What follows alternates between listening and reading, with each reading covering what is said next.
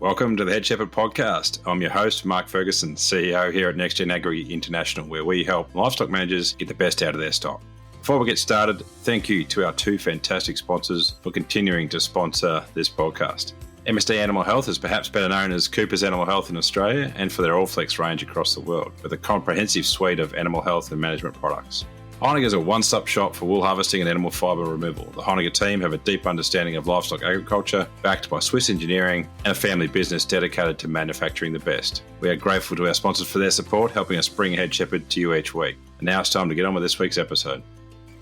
Welcome back to Head Shepherd. You're with Ferg. Great to have you listening along this week on the show. We welcome James Bruce on to have a yarn. He's farming there in the Wairarapa and also heavily involved in rugby coaching, running gym classes and breaking horses. So he's a busy man, and it's a great opportunity to have a chat with him and sort of how he structures his time to show up as best as he can for each of those things that he's involved with. So it's a really interesting chat. I will apologise in advance for the audio, James. We had a bit of a battle with getting the audio high enough quality just through whether it was bandwidth or what was going on, we're not sure. But anyway, it's we thought it was such a good yarn that was well worth putting out anyway. There's a few that it might be a little bit hard to listen to than average. We do take audio fairly serious. Obviously, it's tough to listen to a podcast when audio isn't good. So yeah, apologise for that. But there's plenty of gems in there for each of us. So yeah, well worth just pushing on and listening along anyway. Before we get into that, we've released another article onto the Hub. This one written by Dr. Emma Pettigrew from the team, based up there in the North Island with us at NextGen Agri. Emma's PhD was actually in some of the implications of mating ewe lambs or mating ewe hoggets, depending on which side of the ditch you're on. But yeah, mating those ewes at 7 to 9 months of age, and so this article is about the impact of that on some of those sort of birth weights and other things. So yeah, really good read, quite a sciencey read, but yeah, some really good information there that coming out of Emma's PhD. Before we get into that, I also wanted to just remind people that LambX is happening in 2026, 8th to 10th of July, 2026, back in Adelaide where it was in 2024. It's going to be a fantastic LambX. We're working hard to make it the best yet. So I just it's a good time now. We're almost a year out. Start putting that into your calendar.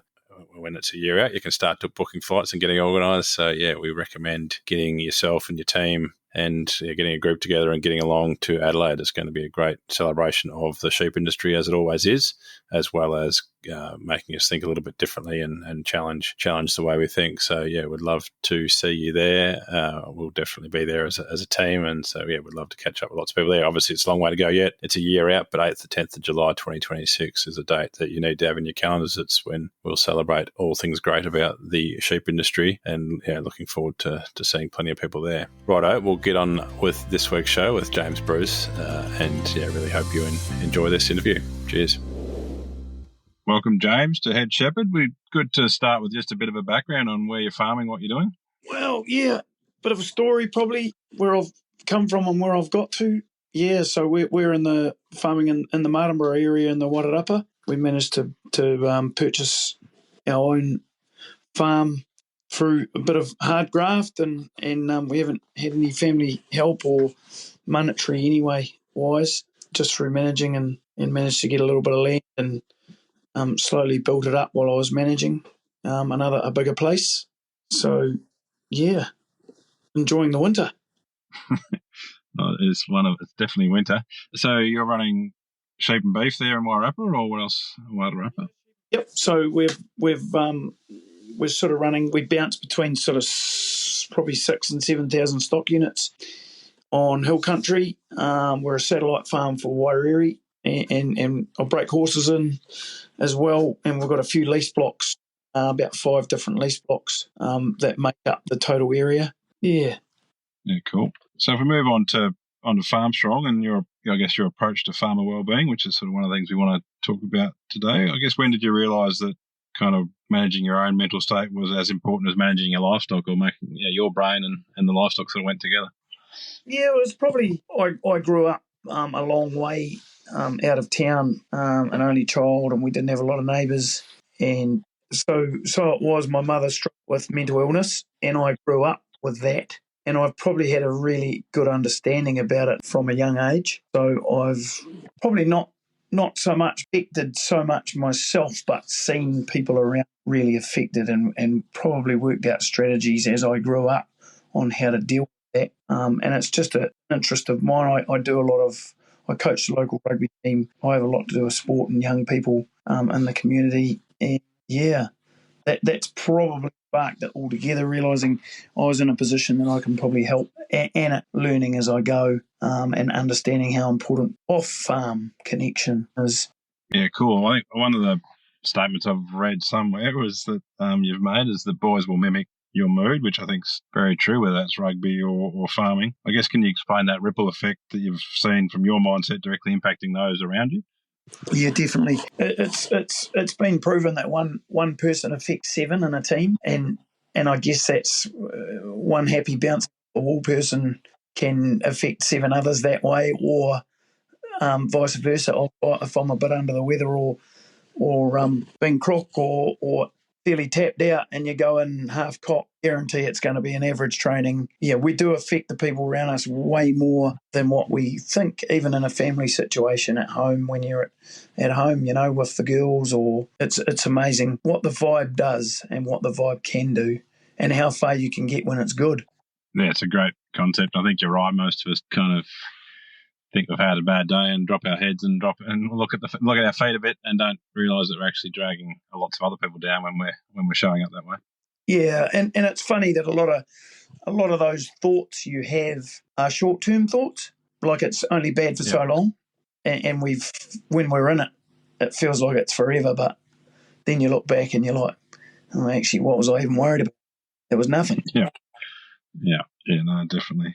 I guess for you to manage all the things that you do, obviously you've got some sort of structure to balance your life out, like rugby coaching, gym classes, horse breaking, obviously, and then trying to farm as well. And with lease box, I know that makes it an extra level of complexity as you're kind of moving practice around and doing it harder than it is an all in one block. I guess, how do you kind of balance all that out to make sure you're showing up at each of those things the way you'd like to? The biggest thing with all of that is organisation. Like everything's written down, my day's planned. I know what I'm doing next. Trainings, say for example, gym class is sorted by lunchtime of the day of the gym. The rugby training is sent out to the boys the night before training, so they know what we're doing that next night. And that probably is what makes it easy for me. Once I've done that, I don't have to worry about it. Tomorrow's training, I've already sorted tomorrow's training. I did that last night, so I'll send it to the boys tonight. But last night I might tweak a couple of little things between training here and there, but that's how it's the same with work. Like you're just ticking stuff off the list, fences that need fixing, prioritising things. And I think that's where there's a lot of upside and reason that you get a feel-good fist pump moment when you've done that. Like, sweet, I've sorted training, or sweet, that's all. Fence has been like that for 6 months and I've just done it. Yeah. Like, bang. And even right to as far as, like, I get a lot of job satisfaction out of shifting stock onto a new paddock, which a lot of farmers would. But it's recognising those moments and understanding how that makes you feel and probably giving it a moment to enjoy that, like whether it be just a 30-second or a 1 minute, or it's a happy moment. And all those little happy moments throughout the day, keep you going. Yeah, I love that concept of fist pump moments, and I think if we're all honest, we have those moments. Sometimes I think it's easy to. Sometimes it can be quite big fist pump moments, but it's still easy to go. Like, you can always look down and you fix one fence, but there's two more that need fixing, and it's easy to focus on the two that aren't fixed rather than the one that is. And I think obviously you've focused your attention on at least celebrating that, getting those sheep onto the new paddock, or getting that strain of post straightened up, or whatever it is, to make sure we do stop and smell the roses, because it can change your day a lot. If it's pretty hard to be sad if you're kind of fist pumping, smiling. Yeah, exactly. Yeah.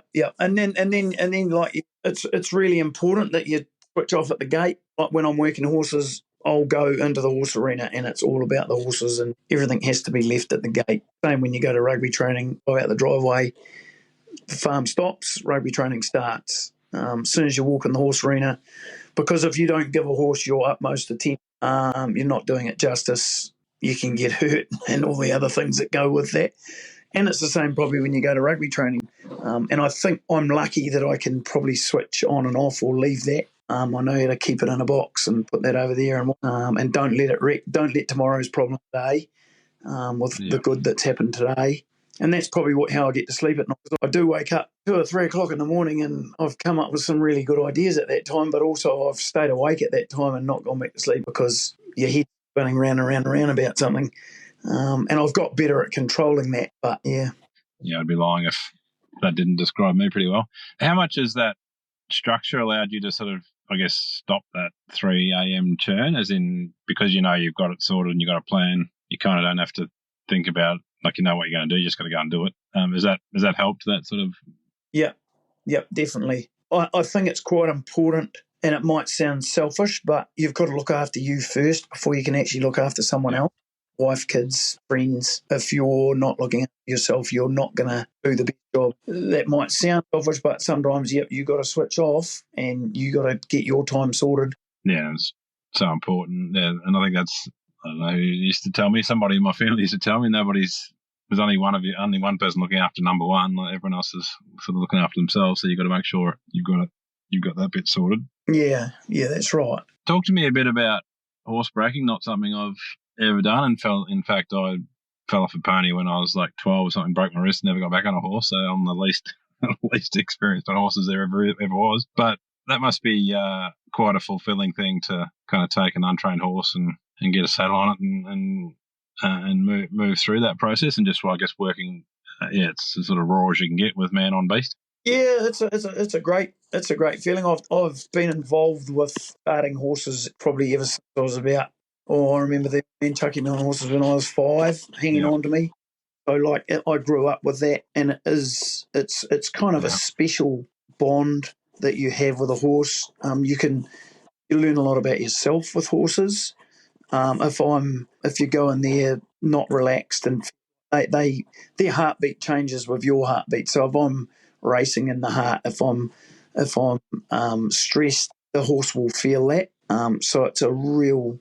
It's sometimes it can be it's easier done, but yeah, like when things happen so well and got one that's chucking you around a little bit, you just got to keep yourself. I mean, the worst thing is you fall off, and not that happens very often, but yeah, it is one of those. It is a really rewarding thing because you see like within a week you'll be pretty much riding around on most horses within a week. So there's the odd one that takes a little bit longer than that. To just the initial, just walking around, not a whole lot of steering on at that point, but all horses are different, like people. Or I believe that horses, kids, and dogs are all very similar. All take consistent doing, and that's how they turn out the best. Yeah, no, really good point. Yeah. I read somewhere that you sort of went from sort of being a solo operator to actively sort of incorporating other people into the farming business. I think that's right. I guess, why did you do that? And for others out there, sort of solo operators, what's your advice to them?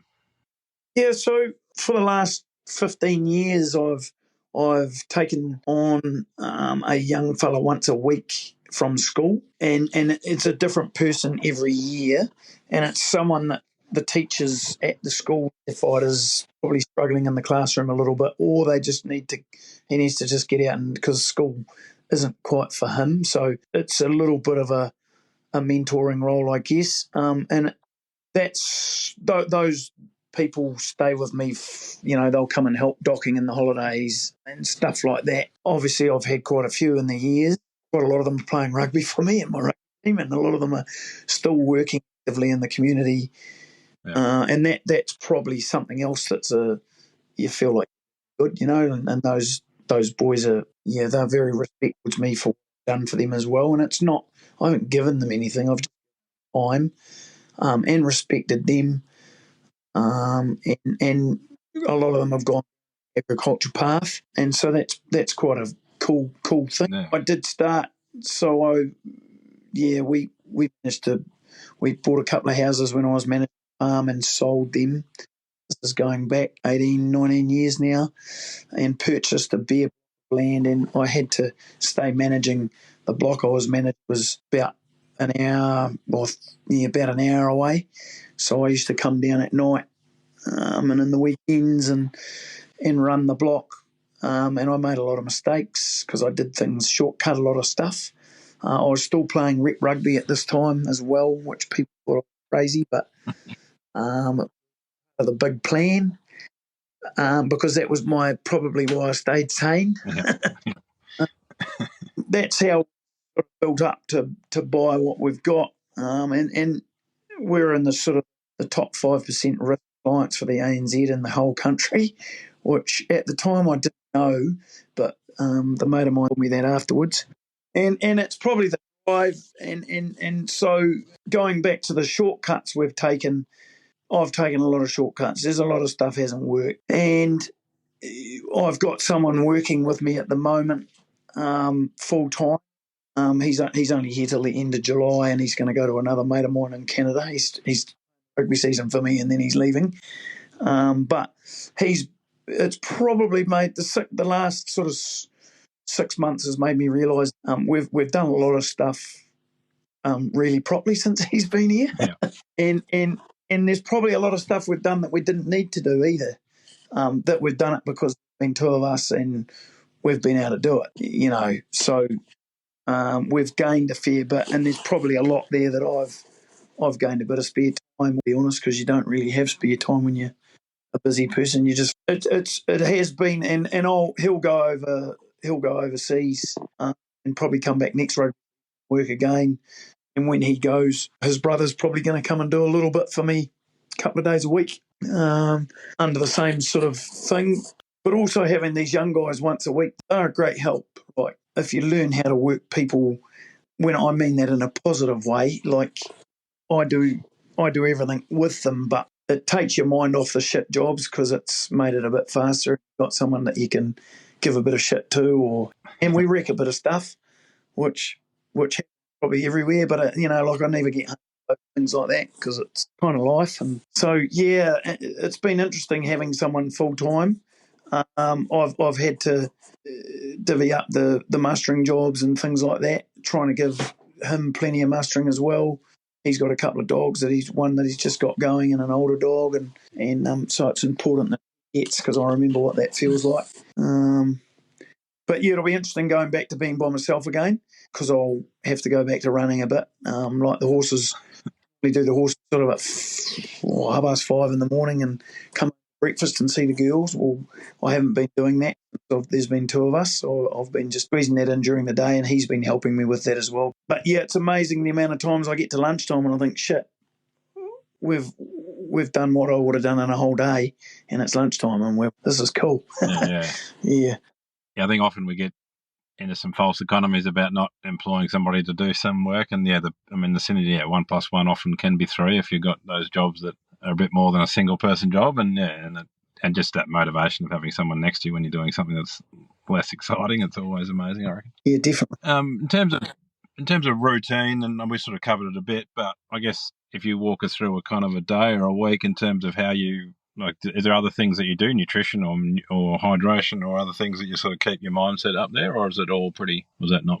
I'm quite a routine type person, so I'll get up every morning and I'll stretch, drink a lot of water, and I've got, like, I roll a yearly diet, and I'll have all the important dates. Like we got a journal due to fill that out, and that'll take me a few hours. Put everything in next year's diary, everything from when I need to multiple use to when I need to vaccinate. All that stuff rolls over and goes into that next diary. Yeah.